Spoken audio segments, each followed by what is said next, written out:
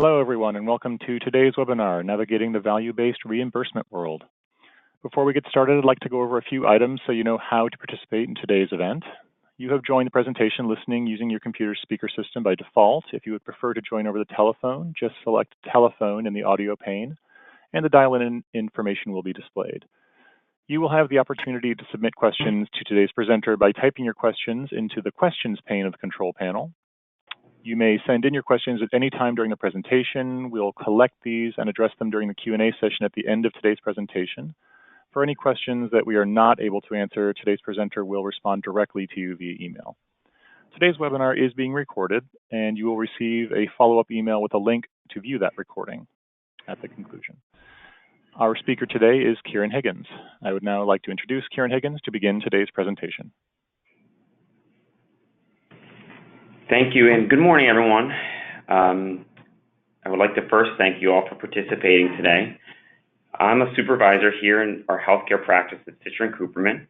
Before coming to Citrin Cooperman, I worked in revenue cycle management and healthcare financial operations in both the post-acute and physician group settings.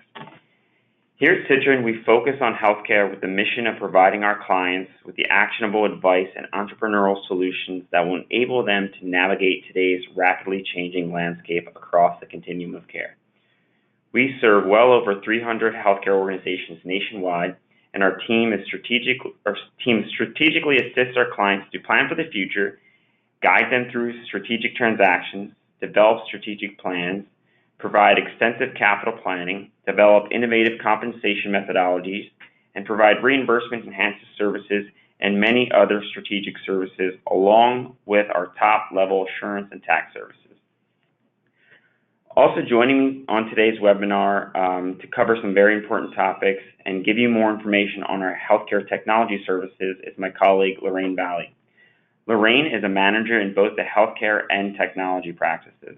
She is a wonderful resource, and you will certainly enjoy her insight. Thank you again for joining me. I know you're all really busy, and to take the time out of your day to join the webinar, I'm really thankful. So, before we move any further,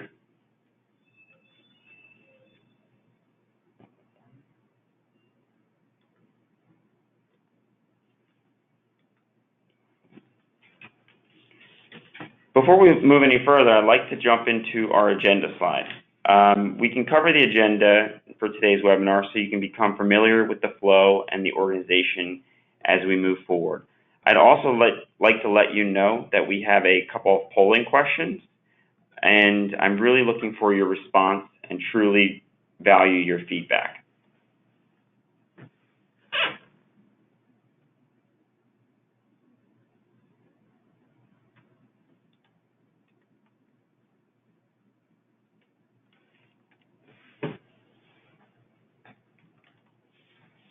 Okay, so an overview of the meeting agenda. The first couple sections will really lay the framework for the dashboard example that we're going to cover in today's webinar. So just to give you a general overview of MACRA, we'll do MACRA overview. We'll have some information on MACRA Readiness, followed by some information regarding the significance of MACRA. In Section 4, we'll cover leveraging technology for practice enhancement. Section 5 covers promoting interoperability. And finally, Section 6 will cover the performance dashboard itself. And we'll move on to Section 7, which covers some additional dashboards and the benefits of those dashboards. Section 8, we'll talk a little bit more about healthcare and technology and how it can help your practice.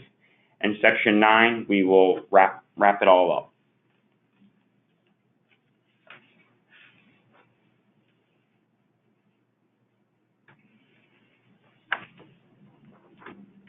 So, as many of you know, MACRA, and I'm sorry if I didn't tell you what it meant on the agenda slide for those of you who don't, MACRA is the Medicare Access and CHIP Reauthorization Act that was signed into law in 2015.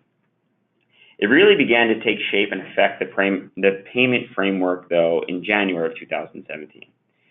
MACRA is divided into two subcategories of participation: Merit-Based Incentive Payment System, or MIPS as we know it, and alternative payment models, or APMs. MIPS has 4 components. The first is quality, the second is cost, the third is improvement activities, and the fourth is advancing care information. As many of you know, these components have derived from former programs which were practiced for many years. The quality component is based off of the Physician Quality Reporting System, or former PQRS. The cost component is based off the old value modifier program. The advancing care information is an improvement upon the old meaningful use, while the improvement activities are based off of a combination of all of those previous mentioned.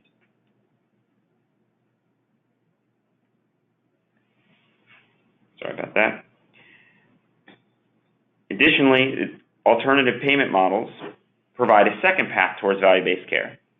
We will cover a few examples of alternative payment models in the next slide, the next couple of slides actually, specifically the subset known as advanced alternative payment models, which exclude your practice from MIPS participation.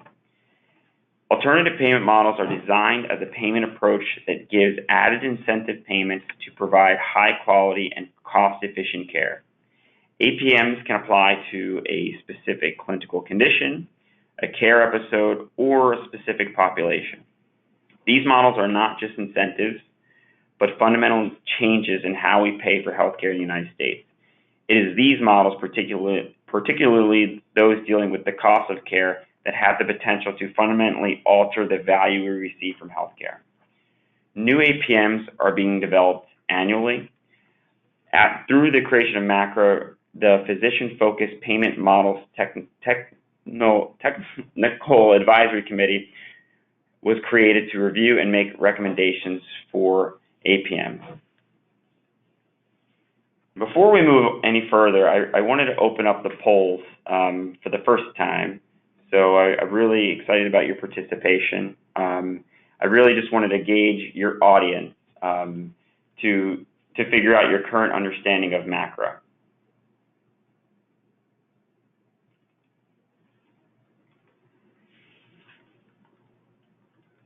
And I'll open the polls in just a second.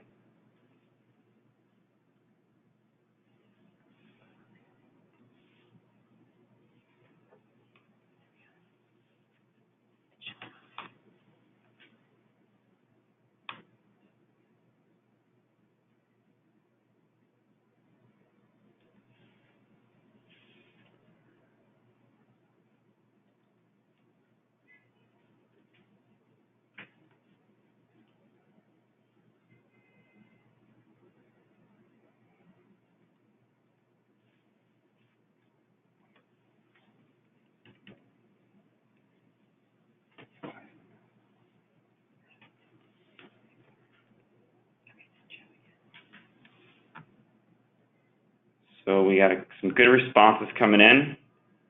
Looks like we have some lows and some good enoughs and a couple never heard of it. Give it a few more seconds.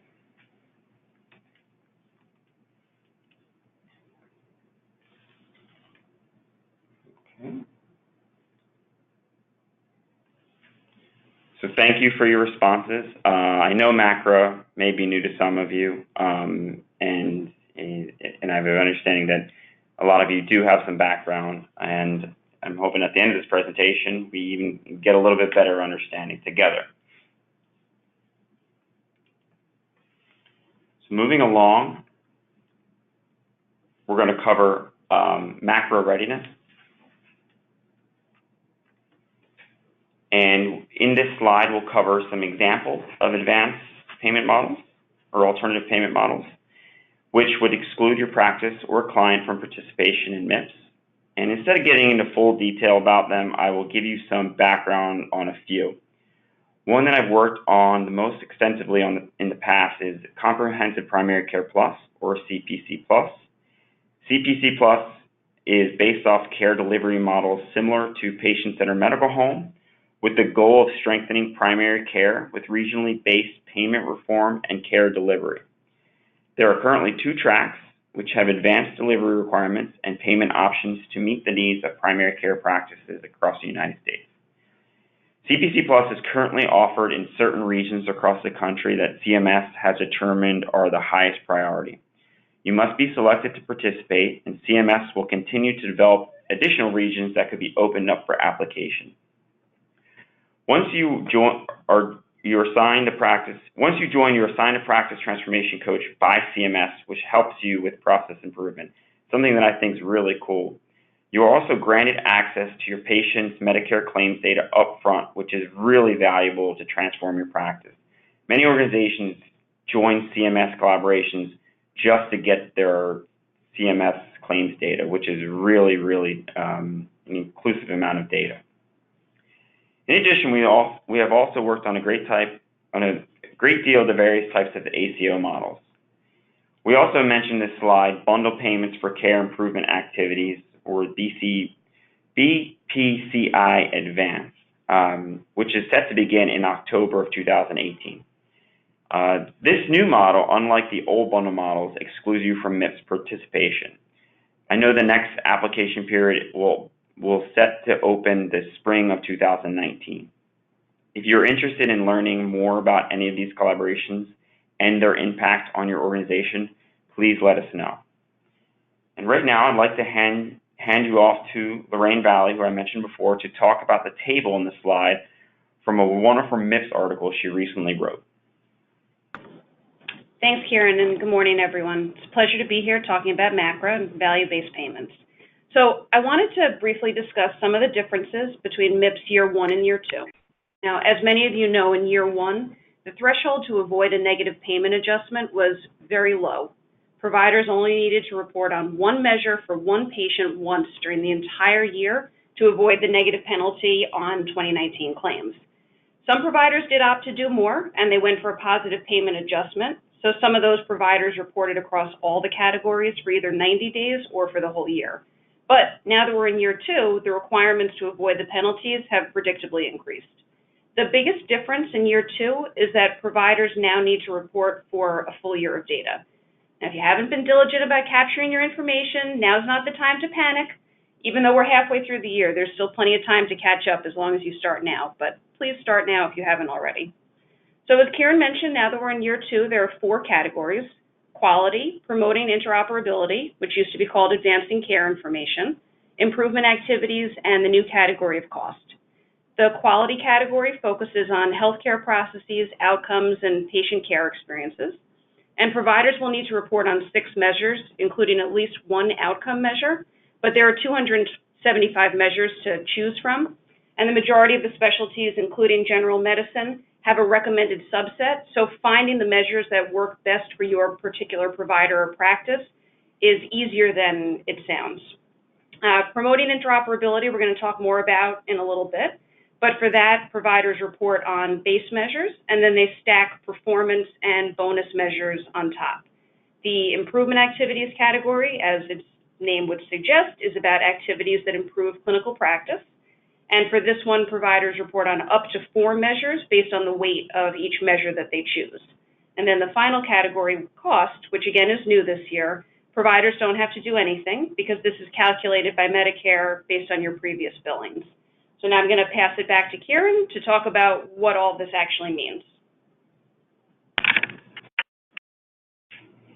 Thank you very much, Lorraine. And yes, MACRA is a very significant piece of legislation. It's really going to change the landscape of value-based care moving forward. So reimbursement will be paid based on the outcome of the care provided, which is a major shift from what we know as traditional fee-for-service.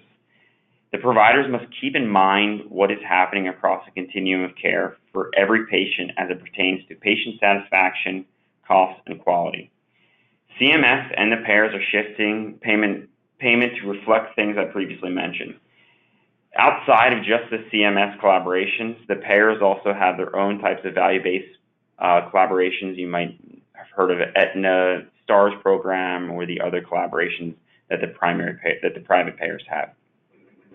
In order to remain successful, organizations and the providers will be reliant on fast and accurate data to manage patient care at their fingertips. The type of data capabilities which are needed will be critical for the advancement of the practice.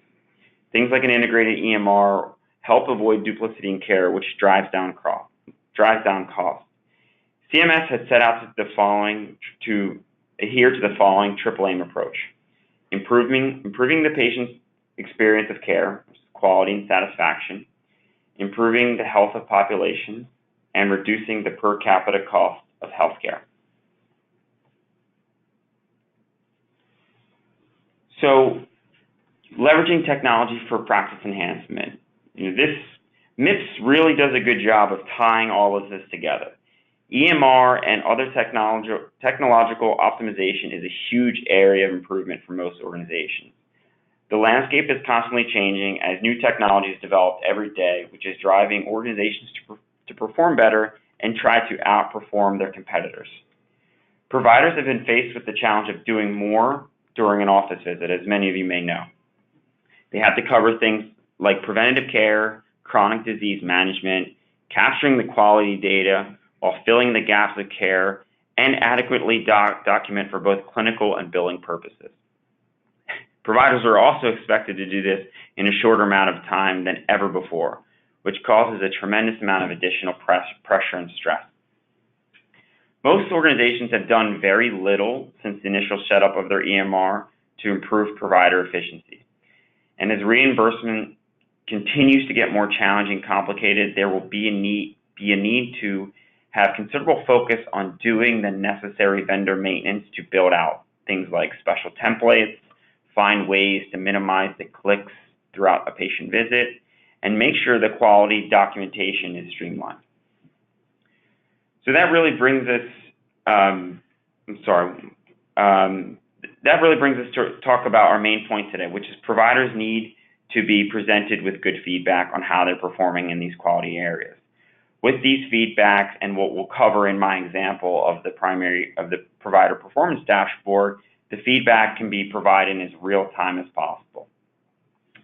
So before we get to the provider dashboard, I'd like to turn it over again to my colleague Lorraine, who's going to talk about some really important pieces of MIPS and technology. Take it away, Lorraine. So as Kieran just outlined, effective use of technology in healthcare is really a key focus of MIPS and MACRA as a whole. And in fact, the promoting interoperability category is all about technology. The goals of this category are to promote patient engagement and promote the use of certified electronic health record technology, or CERT. So as I started to mention before, the scoring in this category starts with a base score that has either 4 or 5 components based on which CERT edition is being used by the provider. And then performance score measures and bonus score measures can be stacked on top of that.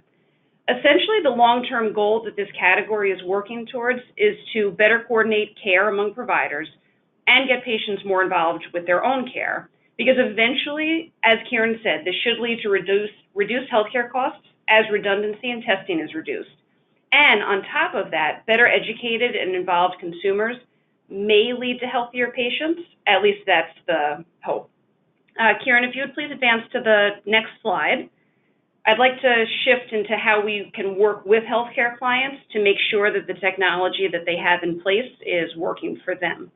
So when I'm working with a client, it's always important for me to make sure that their current technology is actually supporting their goals. And if it's not, we work together to improve the situation.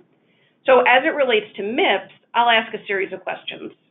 First, it's important for me to understand if a client is using a certified EHR. Hopefully they are. But then we need to know what edition their EHR is certified to, the 2014 or the 2015, that says something both about the EHR, but for the promoting interoperability category, it's going to dictate which measure set we go with. I'll ask, is your EHR vendor working with your practice to implement necessary changes to workflow? So what does that mean? It means, is your vendor helping you update your templates to capture the information you need for MIPS? Are they helping you or educating you about what new fields you need to add? I'll ask, does your EHR accurately capture what you're doing to care for your patients related to these measures? So is the data mapping accurate? Because if you're capturing data for your MIPS measures, but that information doesn't show up in your reports, it simply won't count. I'll ask, does your EHR make it easy to access the information you need to meet the requirements? So how are the reporting capabilities? Do you have to jump through hoops to check on how you're doing? I'll ask too, do you have the necessary patient engagement tools in place? meaning do you have a portal, an effective appointment reminder system, a survey mechanism? Do you have an ability to reach patients with newsletters or with pertinent information? Because while some of these areas aren't dictated by MIPS, they are all working towards the same end goal. I personally love working with clients to make sure that they have the tools in place that they need. And sometimes if vendors need a little push, I'm happy to do that too. So now I'm going to pass it back to Kieran, who's going to start talking about the use of provider performance dashboards. Thank you very much, Lorraine. And as you can see, Lorraine is an expert on really tying all of these things together. And I really appreciate her assistance in this. And I really think the type of work she does really does tie into the use of things like performance dashboard and leveraging technology to help your practice with MIPS. So before we get started on my example of the provider performance dashboard, I want to give you a little bit of the background on the dashboard itself. The dashboard we'll be viewing today was actually created for a hospital system employed physician group client. And at the time, the physician group had about 100 providers, with most of them being in primary care providers. They were in a large transition phase and were looking to add many more providers at their group at a rapid pace. The organization itself wanted to shift their focus to quality and efficiency to help prepare for value-based opportunities with payers and MIPS readiness. They were also interested in joining an ACO or starting with an ACO, which they actually have already done and formed their own. But they knew if they could streamline a process that let the providers know where they stood on their quality and their contracts, which are tied to RVUs, they could free up some time to focus on their other financial areas of opportunity.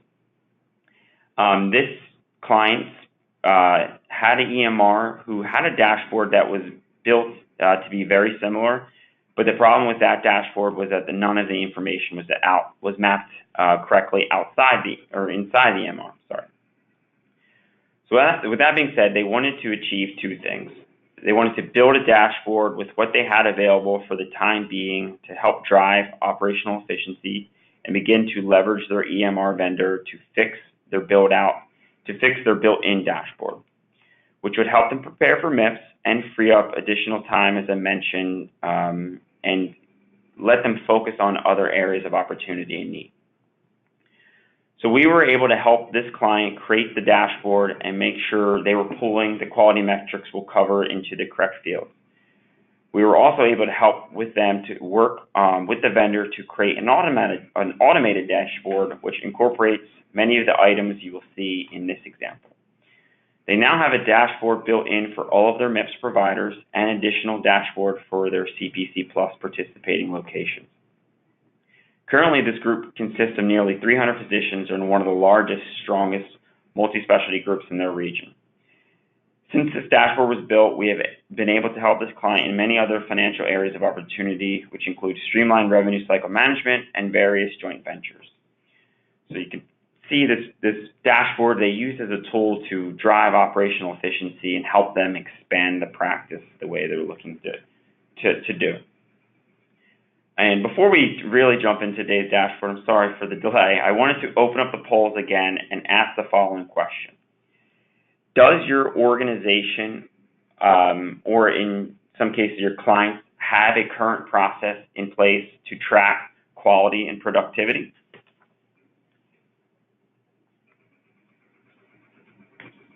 So I'll give you like 30, 45 seconds, and then we'll close the poll. Thanks.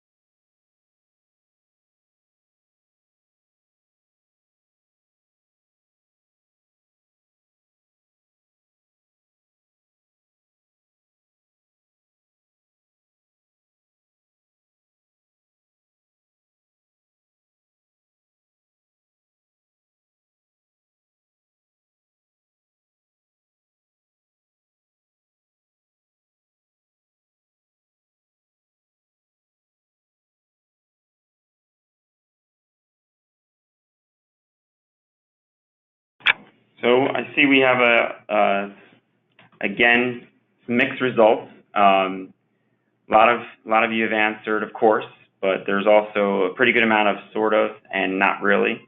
And I'm really happy to see that all of you have at least some type of mechanism in place. So there was none at all. That's really cool to see. And I'm sure that for the organizations, that your payers and CMS would love that response. So now let's move into the dashboard itself. These dashboards, this dashboard itself, I'll give you the run through. It covers the RVUs and is a customized dashboard which is circulated each month to the providers themselves. So there's a dashboard that is created for every provider in every specialty.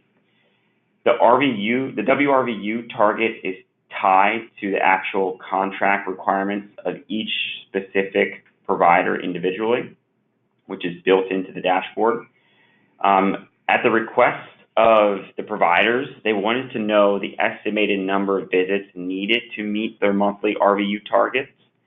So I added that in on their month-to-date target visits and year-to-date visits. So that gave them a really good understanding of how much each visit equated into the RVU world, which is why they also wanted to know the average WRVU per patient visit. This organization also wanted to take a look at the provider-patient visits compared against the entire practice and the CMS average. This organization is very transparent, and they would post these on their internal intranet sites and share them amongst the group to try to drive operational efficiency amongst all the providers, so they could go to each other for peer-to-peer advice. They could see how one provider was doing against the other. So it was total transparency. We looked at the new patient evaluation management distribution and the top 5 codes, and we also looked at the established patient evaluation and management distribution. We can look at any type of codes you want to, depending on your organization. The specialty group and some specialty groups in this practice looked at certain things like cases, surgery cases, etc. So these dashboards, and this acts as the first page. They're all customizable, and you can be created for any specific department or provider type. The dashboard itself actually turns into about a 6 to 10 page PDF, which at the end of the process, we were able to get automated through the use of the electronic medical record. So this is page 2 of the dashboard example. And in this dashboard, page, it goes over the quality metrics that this practice was specifically looking at. And the quality metrics are correlated to MIPS and some of the other value-based incentive programs they were participating in. There's also note locking in the timely note locking section right in the middle. The note locking was tied to a predetermined quality standard, which is also tied to these providers' contracts in this example. They were having a lot of problems with charts being left unlocked for a long time, and it was slowing down the revenue cycle process as claims weren't being submitted fast enough. So you can see in this example, Dr. Charles Xavier has a major lag on his note locking. They would like all charts to be closed within 5 days or sooner, and Charles Xavier is averaging about 12.66 days per chart locking. The quality metrics covered in this before they were not tied to the EMR registry. We actually helped them build out the templates they needed to tie the quality to the EMR registry. A lot of these providers had problems with their quality metrics and would typically try to poke holes in some of the results. So we really wanted to gain their trust. So we helped them map out the registry and the physician templates, which made the quality documentation process very streamlined. So these were the 6 of the metrics they were looking at the time. This was during the first quarter. They also looked at a number of additional metrics in the second, and will continue to move through the third and fourth quarter to look at other types of metrics. So this is page 3. Typically, this document would be an additional 5 to 9 pages, or 5 to 8 pages of showing all of the different types of visits and the distribution amongst the codes. These are just the main ones that we covered on slide 1 to show the distribution of the E&M codes. But other providers in this practice wanted to look at different types of codes, and we actually made it so we could look at every type of visit they had based on every type of code throughout the month and year to year, and throughout the year, sorry. So the providers get the this detailed report of the patient visits, which they really found useful. And as this organization was onboarding new providers, they used this template and this dashboard, as a mechanism to keep them informed on the type of work that all of the locations do, so they could really get an understanding of how their peers are performing, and basically understand the expectations that they should have. Giving the providers this high-level view on the types of visits and procedures really did drive productivity in this practice. It was really cool to see some of the providers I worked with tell me about the experience that they had of their peers approaching them, asking them questions, saying, how do you document this so fast? How are you getting, so many of these types of visits month to month? What types of things can I do to, help me meet my WRVU obligation? So, as I said before, this organization is very transparent, and I think that really helps with just the overall feeling of the practice and how they, as a team, could get better. And during this time, they grew, nearly tripled in size. So the best way to do that is to gain the trust of your providers, and to make sure you create an open dialogue to look at these types of things that we've covered here in this dashboard. So I said before, that dashboard is completely customizable. This is just one example of the dashboard we built. There's some additional types of dashboards that we've built in the past that I have found to be very useful. I have worked a lot in the SNF world, so worked in post-acute setting, worked on admissions and readmissions dashboards. We have also built some comprehensive days of service outstanding and aging bucket dashboards. We've done some daily cash balance and cash collection.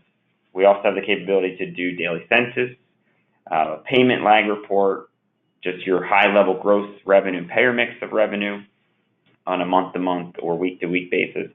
And also, these dashboards can be set to whatever time frame you're looking to. So if you want to get a high-level view of your organization week or a month view or maybe a quarterly view, we can certainly help you achieve that through the completion of the dashboard. Additional dashboards we've done are built on HCAHPS, which is very important these days, as a lot of the payments are tied to the patient satisfaction, as many of you may know. We've built dashboards with our clients that maximize the maximum debt service coverage ratio, observation stays, occupancy by service line, your operating margin, and patient populations that drive the cost the most. This dashboard particularly I built for a organization who had a very large behavioral health cohort. They were working with a private payer to build a stronger relationship because they were losing a ton of money, and they wanted to find a way to care coordinate this very at-risk population more efficiently. So we helped this client build a dashboard that really honed in on the major types of behavioral health issues, so they could lower the per member per month costs for each of those patients. We can also do, the more internal types of documentation like staff overtime, the unrestricted cash on hand, and as I said before, surgeries, which we've built into some of the special dashboards for some of our other providers. So, these, like I said, these dashboards, and these are just a few examples. They're pretty purely customizable. We work in a couple different software systems that can, create these dashboards rather quickly. So moving along, I wanted to talk about, just some of the benefits of these dashboards. Dashboards can be designed to be flexible and configurable for the unique needs of any organization, and can be adapted to include, specific time monitoring, specific time limited priorities. And by highlighting areas in which the organization is underperforming, dashboards can let the organization managers monitor labor productivity, drill down on the details, which help identify root causes of poor performance, and support performance improvement activities.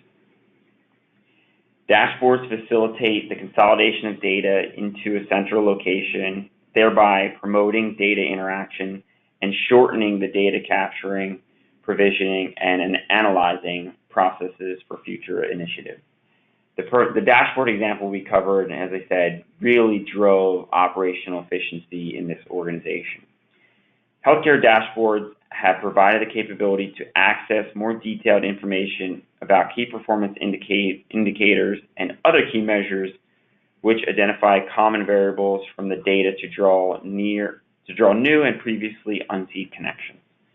So using it as a tool to see where you're performing well, where you might not be performing so well, and how you can drive operations to be more efficient in the areas of need.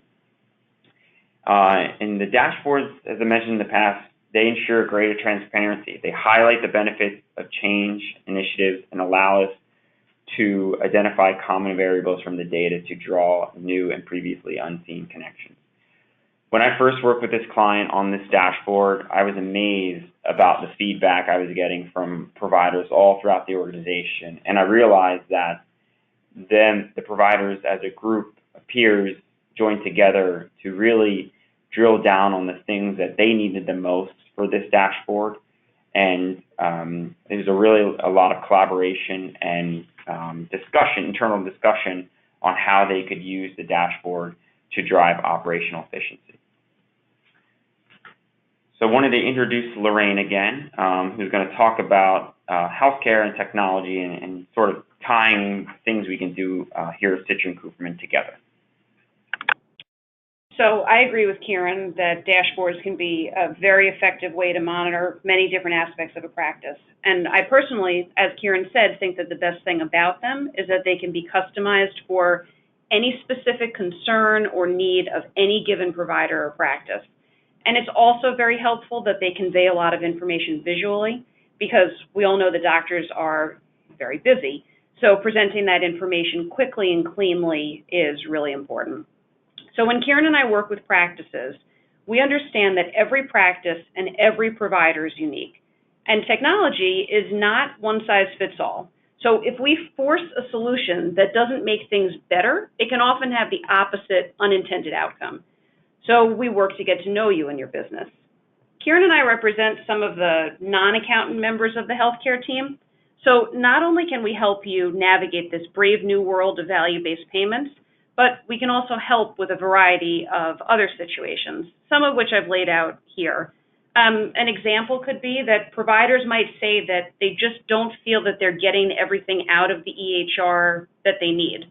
They know that they bought something that they thought worked for them, but it just doesn't seem to be performing up to what they thought it would. So sometimes that means that the EHR is not the best choice for that particular practice or provider. But just as often, as Kieran mentioned, it means that you don't yet fully know how to take advantage of it. So that's one way that we can work with practices to make sure that they're really getting everything from the software that they bought. And when we get to know your practice and what you need and what makes you unique, we can make sure that the technology is working for you and not getting in your way. Kieran, back to you. Thank you, Lorraine. And as I said before, Lorraine has a tremendous amount of insight on really tying healthcare and technology together.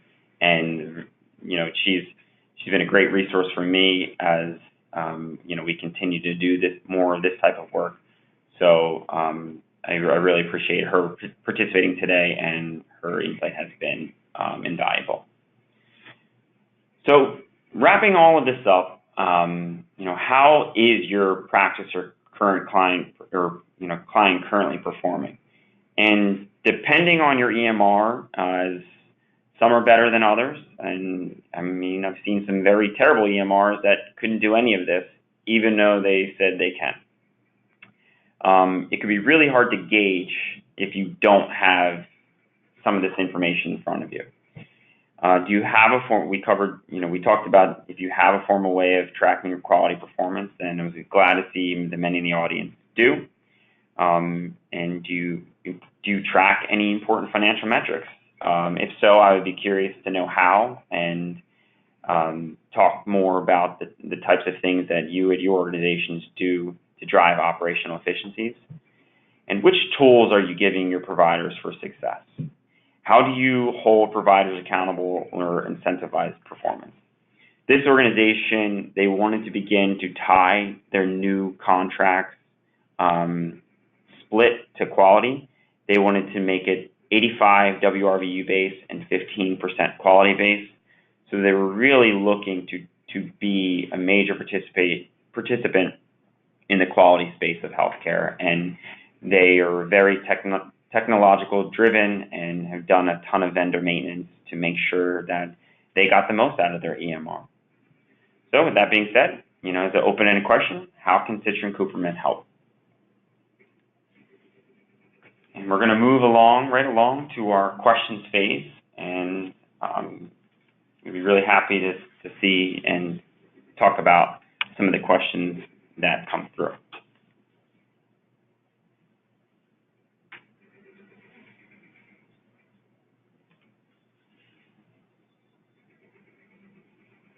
Okay, so first question in, how much time would it take to create a dashboard similar to the one in the presentation? So it's really an open-ended question because a ton was done to build that dashboard, and we also were working with the vendor to kind of mirror our efforts to do the vendor maintenance necessary. Depending on your EMR or other types of systems you may have in place, the time would vary greatly. I'd be happy to discuss more offline about that, some of the time constraints or some of the time efforts that we need to go into building a performance dashboard.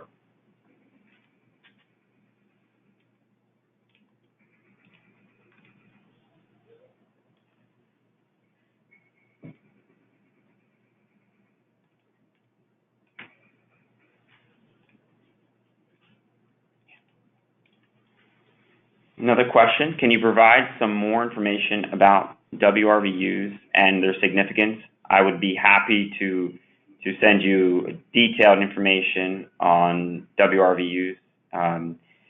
This practice, and WRVUs, if you didn't know, stand for Worked Relative Value Units, and they are put out by CMS on an annual basis, and CMS actually modifies them throughout the year and gives a value to each CPT code based on relative value of the work, the amount of work, time, and effort that goes into those CPT codes. So I would be happy to send you more information offline. That's a really good question, and I'm sorry if I didn't cover it in the presentation. WRVUs are something that this organization, began to tie their contract to early on, and use it as a catalyst for their contracts.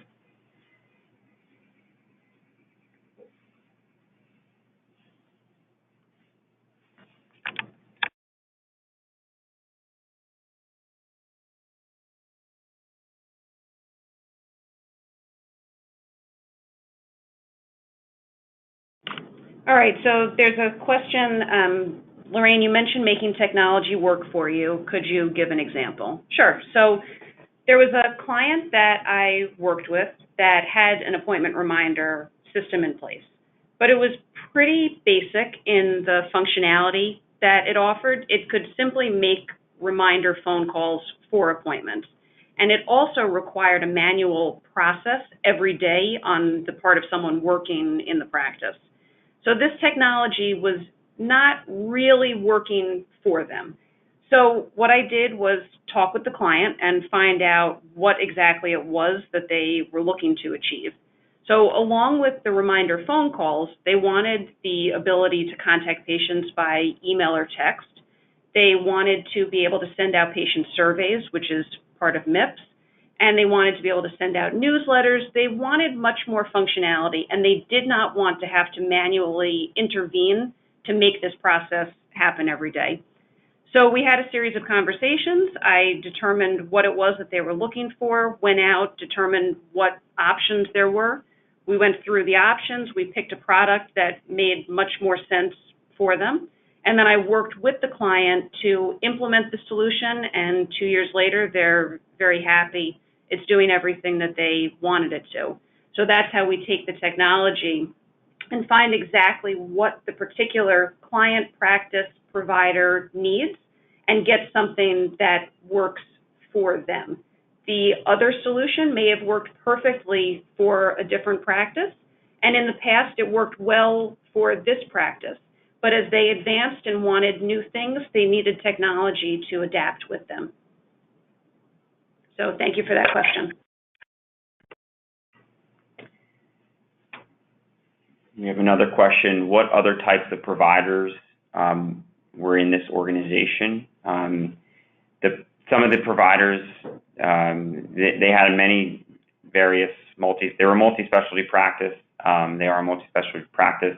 They have services like endocrinology, gastroenterology, vascular surgery, general surgery. They also have a number of behavioral health experts. That was a field that we were having some trouble really building out their MIPS. In addition, there were, sorry, I know this organization really well. And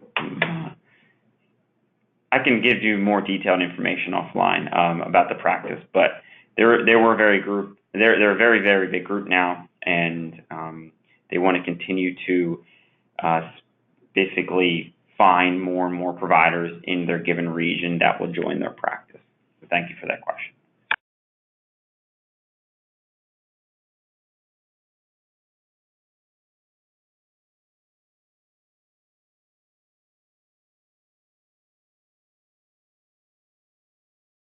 Okay, thank you, Karen and Lorraine, and thank you everyone for attending today's webinar, Navigating the Value-Based Reimbursement World. If you have any other questions, please contact our speaker directly. Once you leave today's webinar, you will receive the slide deck and the link to the recording. On behalf of Citrin Cooperman and our presenter, thank you for joining us, and have a great rest of your day.